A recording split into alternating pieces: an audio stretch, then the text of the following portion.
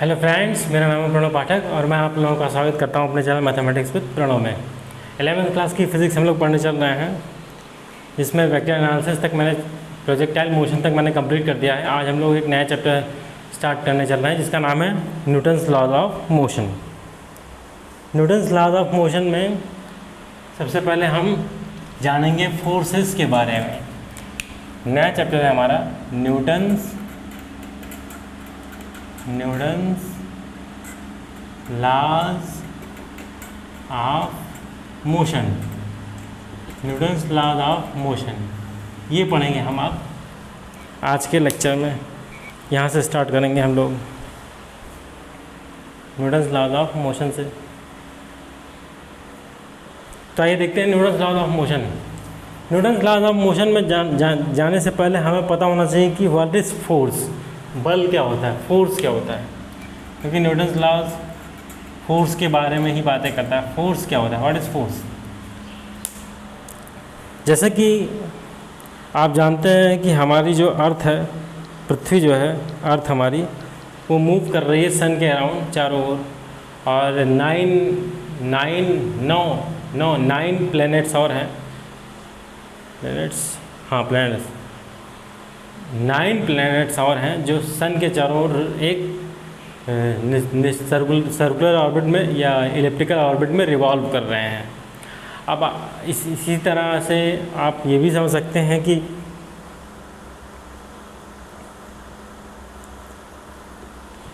हम ये भी समझ सकते हैं कि कोई चीज़ें मूव कर रही है, जैसे 4 व्हीलर या 2 व्हीलर मूव कर रही है। लेकिन अब ये मूव कैसे कर रही हैं चीज़ें, इसके बारे में हमने विचार हम यहाँ पे करेंगे। मूव कैसे कर रही हैं, जैसे आप किसी 2 व्हीलर या 4 व्हीलर से जा रहे हैं तो मूव कैसे करेंगे आप। पहले उस 2 व्हीलर या 4 व्हीलर पर आप फोर्स लगाएंगे या फोर्स वो आप पर लगाएगा, तब आप मूव करेंगे। तो कहने का मतलब ये हुआ, कहने का मतलब यही है कि जब हम मोशन में आते हैं या एट रेस्ट में भी आते हैं तो हम फोर्स लगाते हैं, तभी हम मोशन में जाते हैं या एट रेस्ट पर आते हैं। मोशन में जाने के लिए फोर्स लगाना ज़रूरी है और एट रेस्ट पर आने के लिए भी फोर्स लगाना ज़रूरी है। या ऐसा भी हो सकता है एक फोर्स लगा दिया, मोशन किया, मोशन करते कुछ देर चलने के बाद जो हमारी ऑब्जेक्ट है वो रेस्ट पर आ गई, ऐसा भी हो सकता है। तो फोर्स क्या होता है, फोर्स एक पुश या पुल के रूप में होता है जो फिज़िकल ऑब्जेक्ट की स्टेट को चेंज कर देता है। पुश या पुल के रूप में होता है जो ऑब्जेक्ट की स्टेट को चेंज कर देता है। कहने का मतलब ये हुआ कि फोर्स इज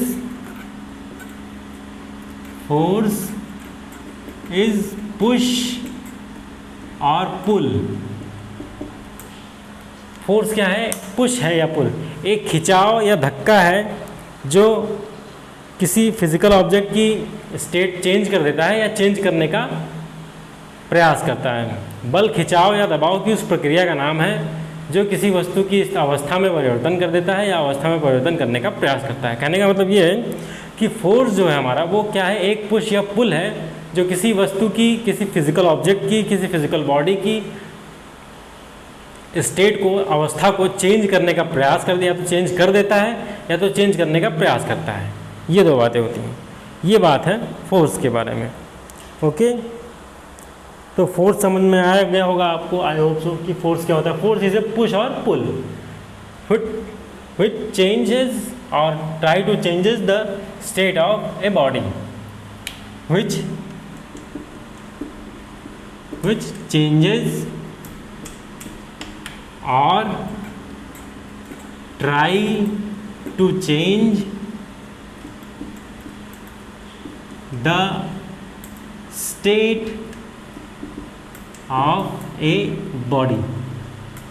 बल खिंचाव या दबाव की इस प्रक्रिया का नाम है जो किसी वस्तु की स्थिति में परिवर्तन कर देता है या परिवर्तन करने का प्रयास करता है। या तो चेंज कर देता है स्टेट को, या तो चेंज करने की कोशिश करता है, ट्राई करता है। Try to changes the state of a body. Okay, अब फोर्स जो होते हैं वो 2 तरह के होते हैं। कैसे होते हैं। पहला होता है non contact force. Non contact force क्या होते हैं। नॉन कॉन्टैक्ट फोर्स ऐसे फोर्स होते हैं जो ऐसे फिजिकल ऑब्जेक्ट्स के बीच में वर्क करते हैं जो एक दूसरे के कांटेक्ट में नहीं आते, यानी एक दूसरे पर आकर ओवरलैप नहीं कर जाते हैं, दूर रहते हैं, कुछ दूरी पर रहते हैं। जैसे कि आपका इलेक्ट्रिकल फोर्स है, ये प्लस क्यू, ये माइनस, ये भी मान लीजिए प्लस क्यू, इलेक्ट्रिकल फोर्स है। ग्रेविटेशनल फोर्स है आपका जी, स्मॉल जी, और मैग्नेटिक फोर्स है, magnetic force N S. Magnetic force जो है, इलेक्ट्रिक फोर्स जो है और ग्रेविटेशनल फोर्स जो है, ये सब नॉन कांटेक्ट फोर्स है। ये दोनों चार्ज एक दूसरे के कांटेक्ट में नहीं आएंगे लेकिन एक दूसरे से सर्टेन डिस्टेंस पर होंगे। वैसे एन और एस एक दूसरे के कांटेक्ट में नहीं है लेकिन एक दूसरे से सर्टेन डिस्टेंस पर है। ऐसे ही ग्रेविटेशनल फोर्स जो है वो कोई पॉइंट, कोई बॉडी जब अर्थ की ओर गिरता है, अर्थ की ओर जब कोई बॉडी गिरता है तो वो जी, उसमें एक्सेलरेशन जी लगता है, ग्रेविटेशनल एक्सेलरेशन जी लगता है, स्मॉल जी लगता है, और वो जो है फोर्स धीरे धीरे आपका जो है अर्थ के कांटेक्ट में आ जाता है, अर्थ पर जाकर गिर जाता है। लेकिन ये कांटेक्ट में नहीं होते, नॉन कांटेक्ट। अब कांटेक्ट फोर्सेस क्या होते हैं? अगला है कांटेक्ट फोर्सेस। कांटेक्ट फोर्सेस, ये था नॉन कांटेक्ट, अब है non contact forces. Non contact forces क्या होते हैं? सॉरी, कांटेक्ट फोर्सेस क्या होते हैं? ऐसे फोर्सेस जो दो या दो से ज़्यादा पिंड, दो या दो से ज़्यादा सिस्टम के, या दो या दो से ज़्यादा फिजिकल ऑब्जेक्ट्स के कांटेक्ट में होने से क्रिएट होता है। जैसे आपका frictional force, frictional force, frictional force है। विस्कस, सॉरी विस्कस, हाँ विस्कस भी हो सकता है, viscous force, viscous force, frictional force, viscous force, electrical force.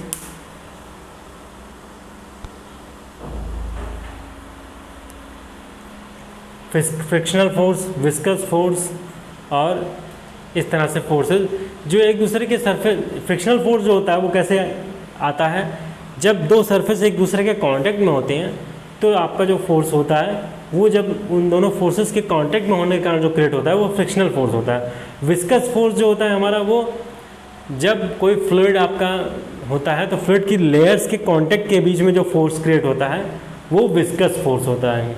तो इस तरह से फ्रिक्शनल फोर्स, विस्कस फोर्स और इलास्टिकल फोर्स, प्रत्यास्थ बल, ये घर्षण बल, ये शान्य बल, और प्रत्यास्थ फोर्स, इलेक्ट्रिकल फोर्स वो आपका कांटेक्ट फोर्स होगा। तो ये हुई फोर्स के संबंध में बातें। आई होप सो यहाँ तक आपको क्लियर बातें समझ में आ गई होंगी। चलिए आगे बढ़ते हैं। अगला कॉन्सेप्ट है इनर्शिया। अगला है कॉन्सेप्ट जो है हमारा वो है इनर्शिया। इनर्शिया क्या होता है आइए इसे समझते हैं।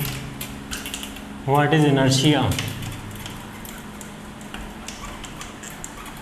What is inertia? Inertia, inertia means जड़त्व, हिंदी में इसे जड़त्व कहते हैं। अब इनर्शिया क्या होता है? इनर्शिया किसी भी फिजिकल ऑब्जेक्ट की या किसी भी फिजिकल बॉडी की ये ऐसी प्रॉपर्टी होती है जो उसकी मोशन ऑफ रेस्ट, जो उसकी मोशन और रेस्ट इन दोनों की कंडीशन में चेंज होने को अपोज करती है। कहने का मतलब ये हुआ कि अगर कोई बॉडी मूव कर रही है,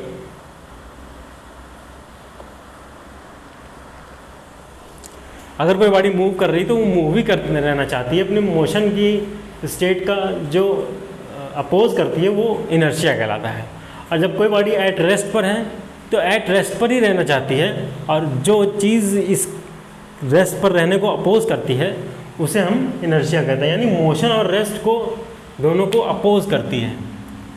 मोशन, अगर कोई बॉडी मोशन कर रही है तो वो मोशन ही करते रहना चाहती है, और उसके मोशन करते रहने को जो चीज़ अपोज करती है उसे हम इनर्शिया कहते हैं। और अगर रेस्ट पर है तो रेस्ट पर ही रहना चाहती है, और ये प्रॉपर्टी इनर्शिया कहलाती है। ओके, अब इनर्शिया 3 टाइप के होते हैं। पहला होता है inertia of motion, inertia of rest. पहला है इनर्शिया ऑफ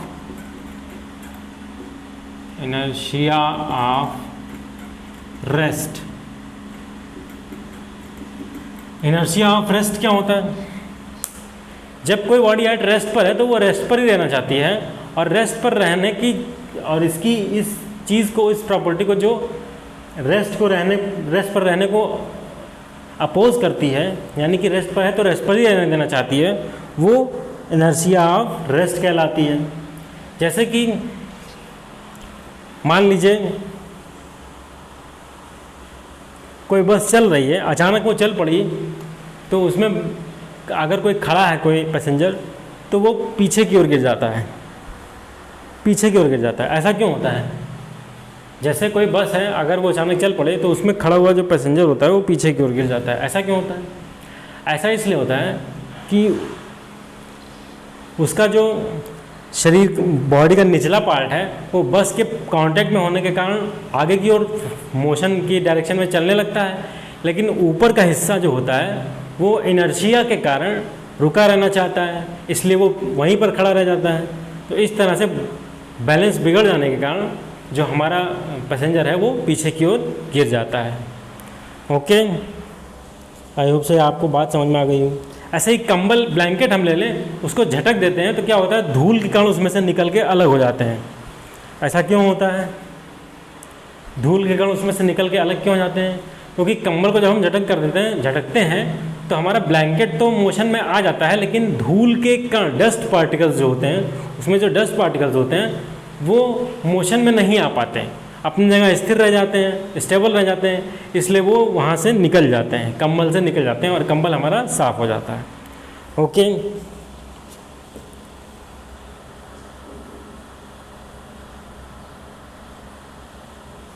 अगला है इनर्शिया ऑफ मोशन। अगला है इनर्शिया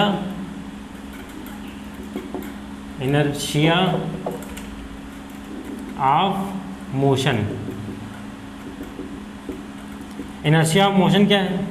इनर्शिया ऑफ मोशन वो है जो हमारी बॉडी के जो है मोशन में रहने की स्थिति को, मोशन में रहने की पोजीशन को जो अपोज करे।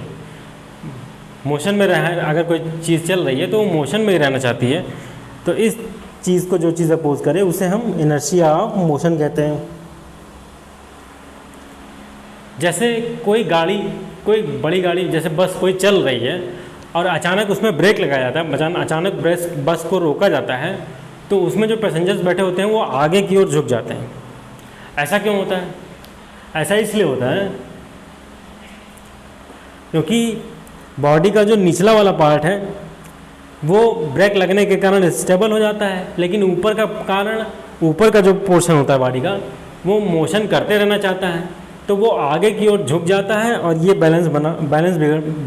और नीचे वाला फोर्स बस के साथ बैलेंस में रहने के कारण, बस के कांटेक्ट में रहने के कारण रुक जाता है, और ये आगे ऊपर का हिस्सा मोशन में रहना चाहता है तो वो थोड़ा आगे की ओर झुक जाता है। ओके, ये है इनर्शिया ऑफ मोशन। और लास्ट है inertia of direction. Last one is inertia of direction. Inertia of direction. अब इनर्शिया ऑफ डायरेक्शन क्या होता है, आइए इसे समझते हैं।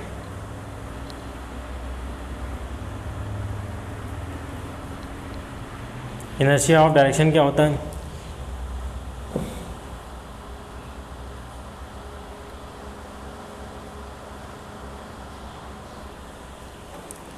इनर्शिया ऑफ डायरेक्शन वो होता है जब कोई मूविंग बॉडी अपना जो है डायरेक्शन को जो है डायरेक्शन में चेंज को अपोज करती है, उसे हम इनर्शिया ऑफ डायरेक्शन कहते हैं। जैसे कोई चीज़ मूव कर रही है, जैसे मान लीजिए कोई 4 व्हीलर मूव कर रही है, उसमें आप बैठे हैं और वो अचानक टर्न होती है राइट को, तो आप लेफ़्ट की ओर थोड़ा सा झुक जाते हैं।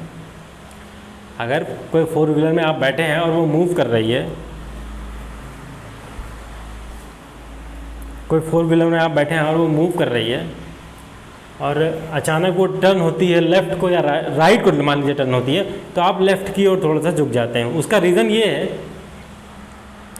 कि जो आपका निचला हिस्सा है वो कांटेक्ट में, कार के कांटेक्ट में रहने के कारण मुड़ जाता है, लेकिन ऊपर का हिस्सा वो आपका दाईं ओर ही रहना चाहता है, तो वो थोड़ा सा इस ओर झुक जाता है, बाईं ओर झुक जाता है, क्योंकि वो मोशन में उसी डायरेक्शन में रहना चाहता है जिस डायरेक्शन में वो चल रहा है।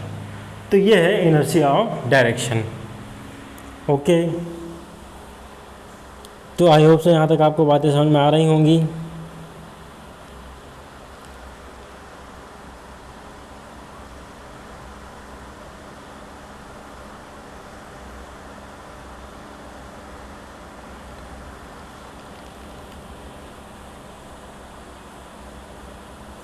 तो आज की क्लास को मैं ही रोकता हूँ, मिलते हैं कल, तब तक के लिए गुड डे।